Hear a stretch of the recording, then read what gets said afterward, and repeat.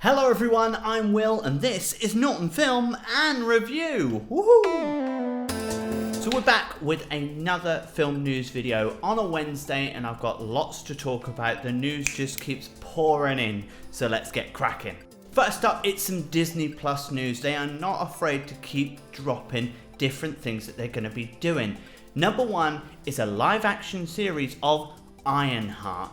Ironheart is the female version, if you like, of Iron Man, and believe it is in the comics that Ironheart is the daughter of Iron Man. So technically in the Marvel Universe we have seen her, so I'm interested to see where this goes, how it develops, how it links, but yeah, we're getting a live action Ironheart series for Disney Plus, and I can't wait to see where they go with this. Especially with the amount of series that we know we're getting with Disney Plus and the Marvel Universe and how they're going to link. It seems that if you go on Disney Plus now, you'll see that there's a mini documentary about what they're making, how they're doing it, how they're getting old characters back involved, and just all the tiny links that are going to make such a difference to make this an incredible universe, even more so than it is now.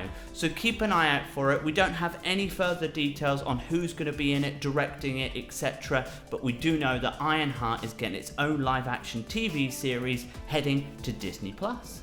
Next up is another Disney title that's being turned into a live action film that I'm really excited about. When it was originally released, it didn't do very well, but has become a cult classic in itself. The film I'm talking about is Atlantis. It was a great film and came out at that period when they were doing something a bit different with the Disney cartoons. We had Atlantis. Another one that I absolutely adored was Treasure Planet, a nice play on Treasure Island, but obviously in space. Very clever way of doing it, and I think maybe a bit more adult. If you rewatch Treasure Planet and Atlantis, you'll see that there's a bit more to it. But now we've got things like the Marvel Universe, the way that they have done those and how a younger audience has enjoyed it. Maybe that's what these films need. Atlantis is going to be the first one, and I've got my fingers crossed that they do Treasure Planet as well, but keep an eye out for it. I have no further details of when they're going to start filming, if they've even penned a script yet. I have no idea, but I'm pleased to say Atlantis is being turned into a live action film. Keep an eye out. Next up is Nicolas Cage. We spoke about him in the previous video because there's a National Treasure TV series being put together for Disney Plus. But a role that has been rolling around the internet for a couple of weeks now, but I've just not managed to fit it into one of these videos, is that he will be playing Joe Exotic in Tiger King as a drama series.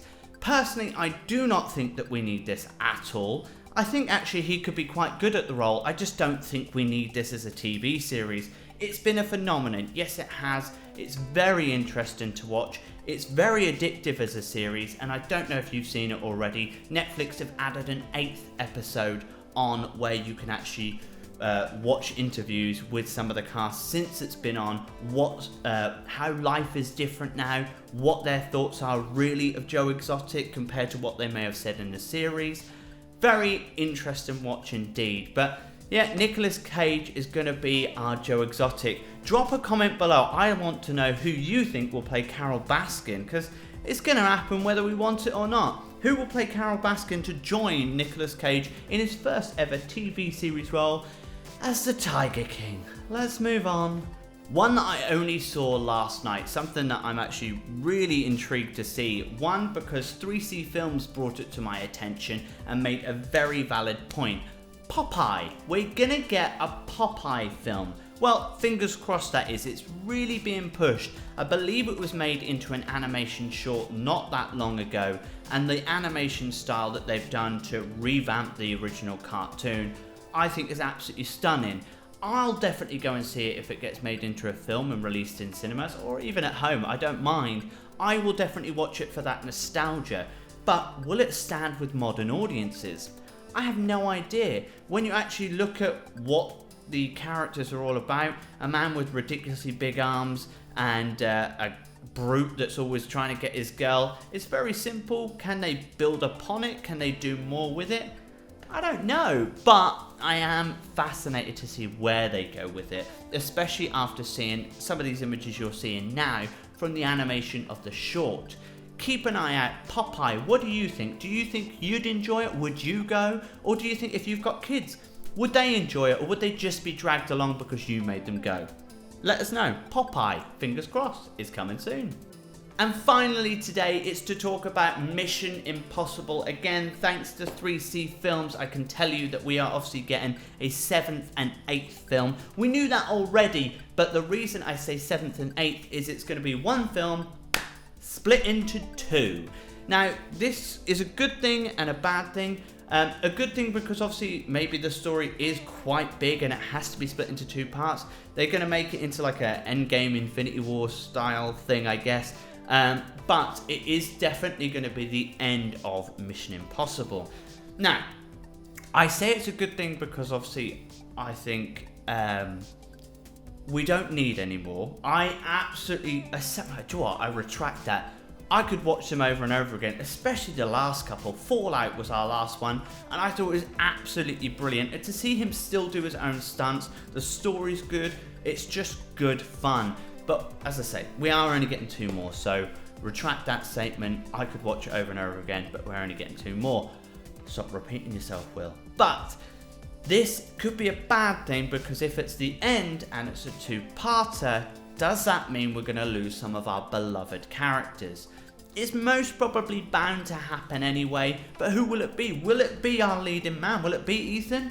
Who knows? Will it be people like Simon Pegg or some of the members of the team that have become beloved in this series of films? There'll be 8 altogether. I can't believe it's that many, especially when you compare it to, say, Harry Potter, which you expect it because there's so many books. There is, you know, 7, technically 8 of those films as well. So, like, for this to keep going over the years and still pulling in audiences enough to keep getting these films is amazing. So what do you think? Do you think anyone in particular might die because it's a two-parter and a finale, should I say, of these films? Let me know, drop a comment below. But I'm excited, really am. I love the Mission Impossible films. I'm really pleased with what they've done with it. So let's see what happens with 7 and 8 as a two-part finale. Well, that's all I've got time for today. I hope you have a fantastic weekend and I hope you enjoyed this video. If you'd like to see more of them and you want me to keep doing film news videos on a Wednesday and a Friday each week, well, I need your help. All you got to do is hit that like button and we can keep it going. And of course, all you need to do if you'd like to see more of them and some of my previous videos is subscribe to my channel. I'm Norton Film and Review. Of course, hit me up on TikTok as well, and you can catch some quick news as well. But other than that, have a lovely weekend. I'll see you tomorrow for another Harry Potter mini review. Until then, have a lovely weekend. Bye-bye.